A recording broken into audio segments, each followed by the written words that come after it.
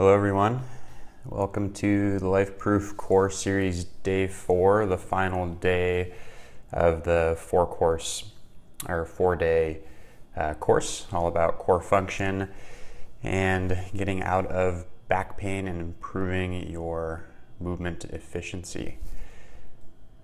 So, moving on to the next slide. So in day 3, just to recap what we went over 2 more dysfunctional movements. Remember, our first ones were breathing dysfunction, right? Talking about chest versus belly breathing and how that manipulates or facilitates spinal mechanics and changes in spinal mechanics, potentially for the better or the worse.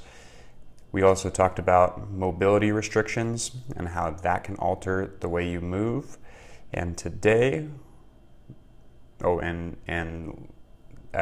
last week, we talked about rotational stability and trunk stability as the 3rd and 4th common dysfunctional movements as well. So rotational stability, you can see that top right picture there, looking at rotational slings, which are slings of musculature that produce and stabilize rotation. You've got anterior oblique slings and posterior oblique slings crossing over each other to have kind of general 4 directional patterns. Remember, we can kind of combine certain movements at certain times.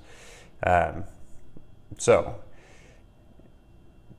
rotation, right, being very important because we want to create as stable of a spine as we can, and we want our core musculature to be able to stabilize and control motion rather than having motion occur uncontrolled, which can put forces across the spine that can potentially flare up pain symptoms.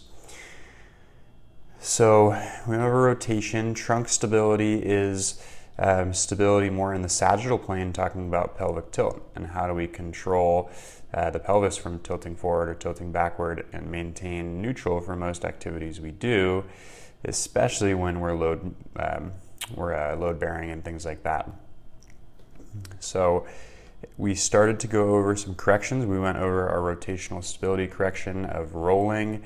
We also went over our trunk stability correctives as well, and we're just going to continue to move through the trunk stability correctives next. Eventually today we'll be getting into integrating all these concepts that you've learned up until today into more functional movements, meaning movements that you see more often in daily life, because we know we don't just roll around on the ground, right? If we're training rotational stability, we're not doing that all day, but we are walking, which requires stability of rotation.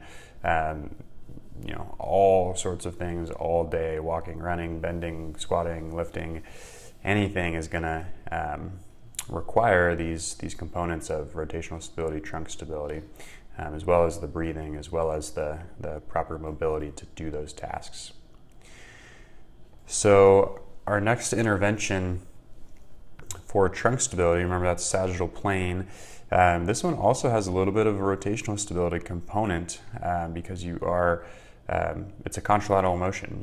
You're a dead bug here is, as you're laying on your back, as you can see in the picture, you would drop your left arm and right leg and try to maintain the pelvic lumbar spinal position exactly where it is, meaning we want to maintain our lower back pressed into the ground. As you extend the arm and the leg, a lot of torque gets applied to the lower back. So the question there is can we maintain our spinal alignment? Or if we can't, what would happen would be the pelvis would tilt forward and the lower back would arch up off the ground. So that's your main rule when you're doing this corrective, is you're trying to maintain a neutral spine, you're trying to maintain the pelvic position, that top leg, hip at 90 degrees, and lower back pressed into the ground as you drop an arm and a leg. You're also, as with everything, going to work on building intra-abdominal pressure through breathing. And that's going to come with belly breathing through a core brace. So now we're practicing engaging core musculature to stabilize our trunk in a dead bug, But we can't just lock up and stop breathing. We've got to be functional. We've got to be able to maintain breathing patterns. And now you've got to direct your breath into a contracted core. So the progressions that we went over in class are listed right there below and on the left side there. And basically, if you want to just simplify it, there's movement of the limbs, right? So arms and legs. So you could do either one of those only to make this easier. You could have a bent leg or a straight leg. That would make that easier, obviously with the bent leg, harder with the straight leg. And then a crossbar is referring to your hand, let's say your right hand, crossing over and pressing in on your left knee. So right there in the picture, see that second one down the middle picture, how he's dropping his right leg and his left arm. To do a crossbar there, if he took his right hand and pressed it into his left knee, he would then be engaging his anterior oblique sling that would in turn help him to stabilize his pelvis. So you could start with arms only, then you could go to legs only with a bent leg and a crossbar. Remember, the crossbar is always going to make it easier. It can help kind of teach your brain or give you a conscious awareness of the feeling that you should be trying to create to prevent the pelvis from tilting. So you could go legs only with a bent leg and a crossbar, then legs only with the bent leg, no crossbar. So that's kind of always the progression. You could go an arm and a leg with a bent leg, right? A little bit easier. Crossbar, a little bit easier. You go arms and legs, bent leg, a little bit easier. Crossbar, a little bit harder. Arms and legs, straight leg, a little bit harder. Crossbar, remember you're adding intensity with the straight leg. You're adding a new responsibility, an increased responsibility to stabilize the pelvis. So you add that crossbar to make it a little easier. And then finally, you can do arms and legs with the straight leg and with no crossbar. So that is the dead bug. So you're going to work on that daily. And remember, this is a really good one for correcting for that anterior pelvic tilt, which a lot of people, probably most people, tend to exhibit. Remember, in my experience, the posterior pelvic tilt a lot of the time seems to be driven by a mobility restriction, pulling the pelvis backward. It's totally possible that it's just a stability issue, not really influenced by mobility, range of motion, but just from what I've experienced with clients, that tends to be what I find. So, next intervention is a plank. Now, just off the bat, I want you guys to look at these two pictures here. This top one there is somebody planking, and aside from the fact that one's planking from their hands and one's planking from their elbows, there is a very distinct difference in how they are controlling their body, and controlling trunk stability specifically is what we're looking at.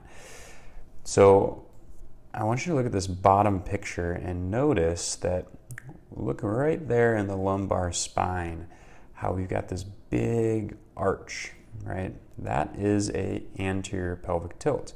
And the position that this person is in, where they're weight bearing in a plank position, again, there's a lot of torque that gets applied right across the pelvis lumbar spine with the way that you're holding yourself up. So if you can't stabilize that, if gravity has its way, then the pelvis is going to tilt forward, the lower back is going to arch.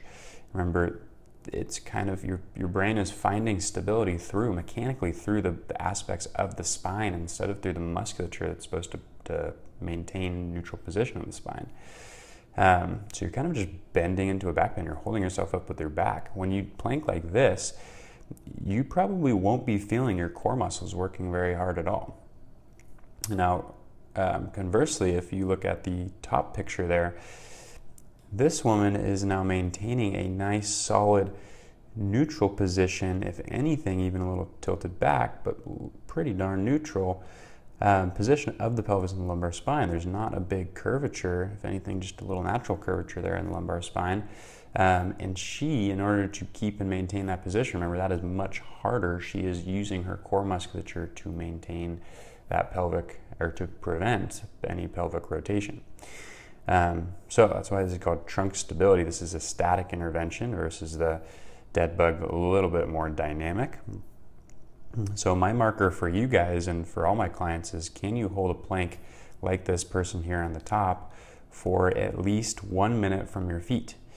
And that's part of the progression here, and I'm just going to kind of go over those bullet points real quick to keep us organized. So the whole point here in a plank is, can you control a posterior pelvic tilt? So I actually coach people into a little bit of a posterior pelvic tilt because I want to see, can you obtain that position? Do you have good motor control, right? Remember, to be able to move the pelvis and lumbar spine. And then can you hold it there? So obtain the posterior pelvic tilt, maintain the posterior pelvic tilt, and then build an intra-abdominal pressure through your breath. Remember, that's not going to change with anything else from here on out. So you're breathing into your belly as you're holding that plank. And so my marker is, can you hold the plank for a minute from your feet? And that's what I've deemed with my clients to be fairly functional. Now, to start the plank, most of you are going to be starting from your knees. So the progression there is from the elbows and the knees, obtain the posterior pelvic tilt, okay? Build intra-abdominal pressure through your breath and hold, okay? When you can get up to a minute comfortably from your knees, I want you to start adding or coming up to your feet and planking from the feet to increase the intensity, increase the demand. You're increasing that lever, and consequently the torque across the lower back. So that ends off your trunk stability correctives. We're now going to move into some functional movements, and the first being a hip hinge. And this tends to be the first functional movement that I teach a lot of my clients because it really transitions in well from everything you've been learning. Okay, so breathing is involved. That first comment is functional movement. Mobility restrictions are involved here. As you can see, this individual here with the dowel, he's touching 3 spots with the dowel. He's touching the sacrum, he's touching his thoracic spine, his mid-back there, and he's touching the back of his head. Now, if this little graphic could move, he would have started in a standing position, which he could still touch all 3 of those spots, and then he hinges by pushing his hips backward to get down to this position here, and he is able to maintain a neutral spine the whole way. Now, what's limiting this is posterior chain restriction, and we kind of teased that out during the active straight leg raise, right, where we tested actively and we tested passively, and we try to determine, do you have some mobility, true passive mobility restriction through your posterior chain, so through your calves, through your hamstrings, through your glutes, by T-bands, different things like that. And if you do, and if you didn't score well on the active straight leg raise, especially passively, there's going to be a very, very tough chance for you to hinge well. And by hinging well, I'm talking in terms of how functional you can be, how far you can hinge. So I would love for everybody to be able to hinge to 90 degrees at the hip. This model here isn't quite at 90 degrees. I'm not sure if he could get down further. It's totally possible if he's got the extensibility through his posterior chain. So that's how mobility restrictions are involved, because if you lacked that, right, you would then have to, let's say that this model, that's his maximum range of a hinge.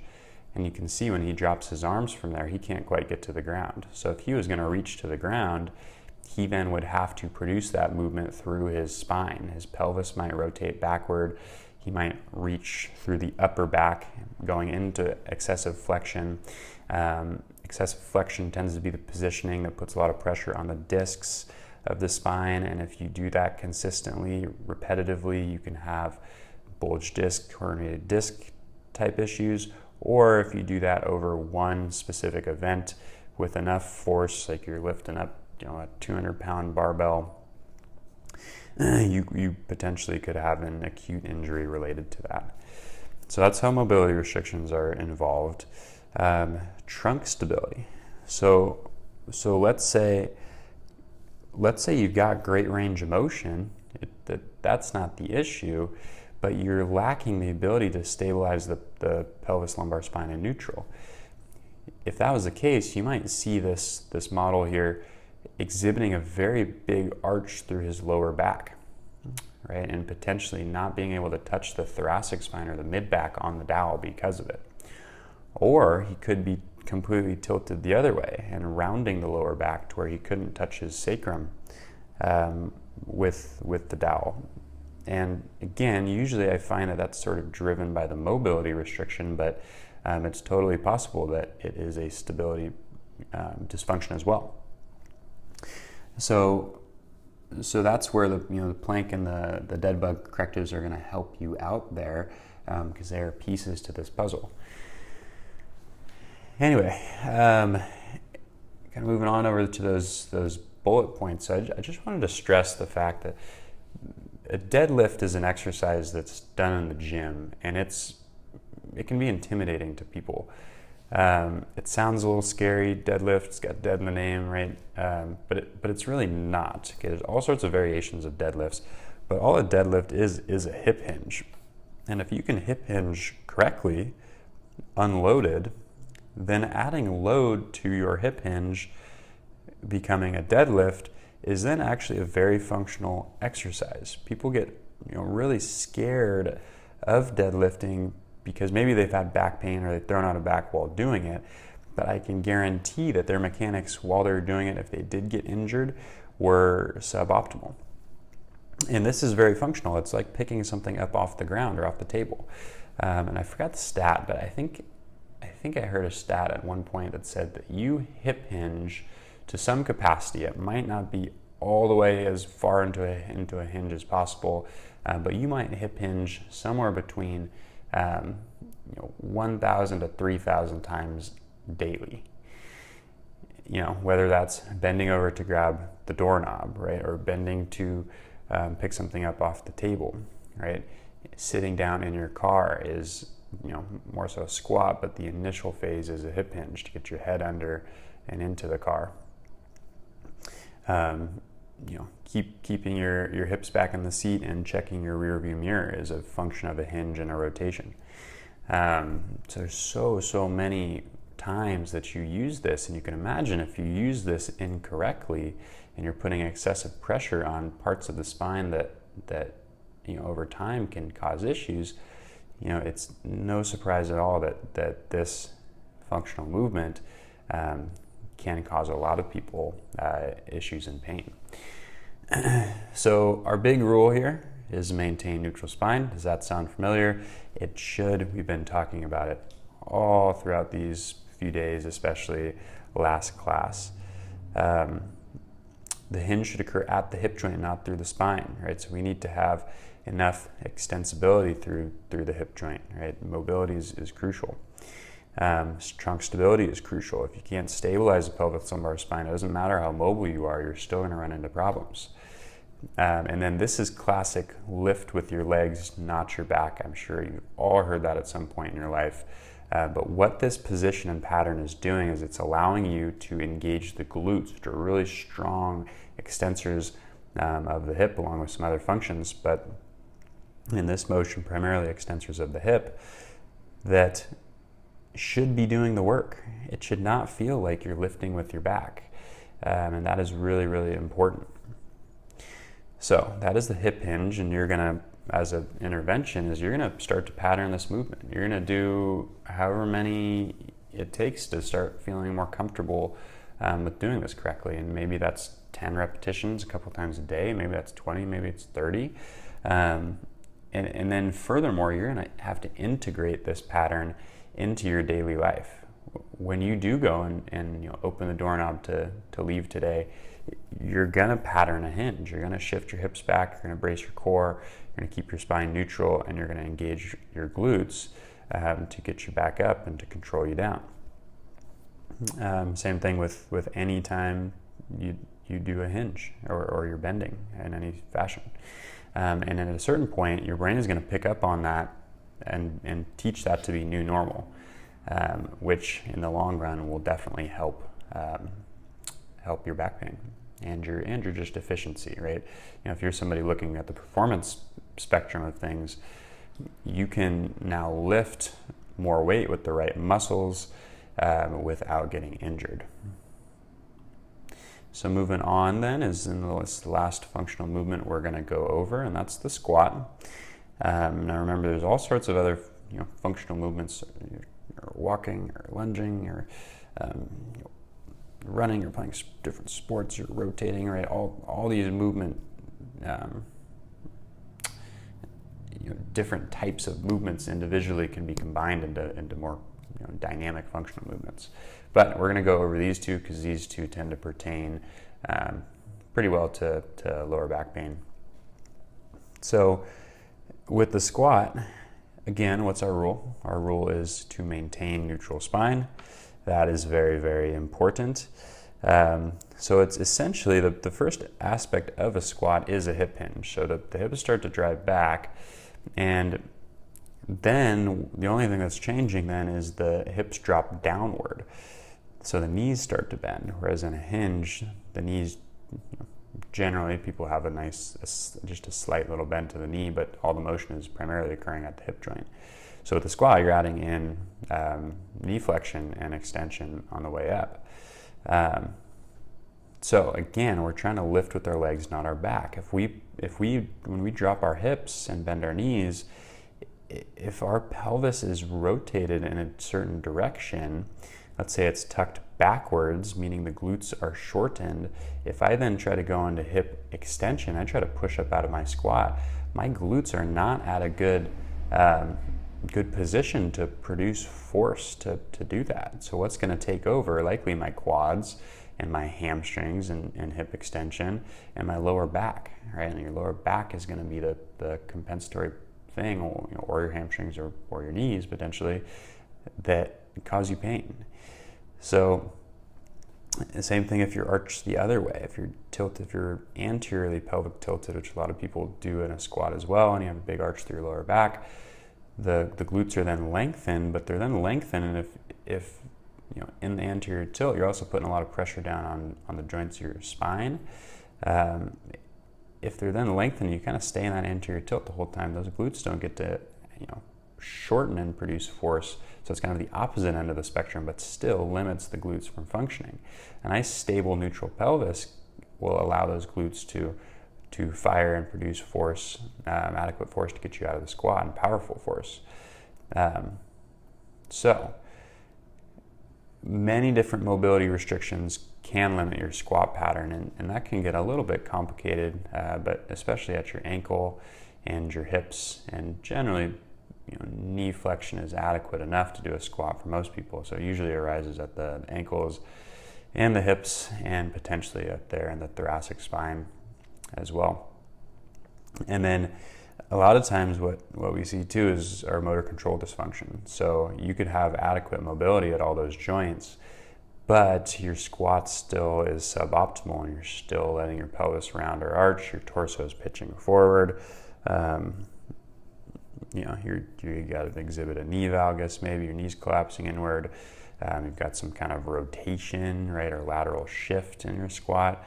So it can get somewhat complicated, but overall, there's motor control dysfunctions that could be driving something that's incorrect with your squat. And now the last thing I want to say with that is that your ideal angles in a squat are parallel lines between your torso and your shin bone. And if you can create those parallel lines in a squat, in other words, not too far pitched forward with your torso, and a nice neutral pelvis, neutral spine, you're basically protecting the knee, hip, and kind of lower back as optimally as you can. You kind of, again, you sort of reduce the amount of torque across, excessive torque across one of those joints. So, and then one more thing on that note is, if you go back to the hip hinge pattern, right? If you hip hinge and you don't have enough mobility to get down to the ground and pick something up, especially if that's like a heavy object, like, you know, say a child or a cooler for the 4th of July or whatever it is, you're going to want to drop those hips to get down lower to the ground so that you can maintain a neutral spine. So totally functional in that fashion as well, in terms of bending and lifting. So that's all I got for you today, guys. So we're going to go over this. We already went over this in the class. So this is just supplemental to kind of jog your memory and you know, something that you can look back on and refresh, you know, a few weeks down the line if you're feeling like you're starting to forget some of this stuff. So this is a resource that you'll have. It'll be on my website. And I just wanted to say thank you for such an awesome course, and to keep updated on all things Milestones Movement. There will be more installments to the Lifeproof course series, or to the Lifeproof series in general. Probably going to be running out a knee, hip and knee pain course and a shoulder pain course, and we're going to be running back the core series, you know, new and improved in the future. So keep an eye out for that. Go check out my website if you haven't already. It's www.milestonesmovement.com. Feel free to check me out on there. Give me a call. Numbers on the website. Email is milestonesmovementdavis@gmail.com. Feel free to also shoot me an email if you've got any questions. So thanks again, and have an awesome day.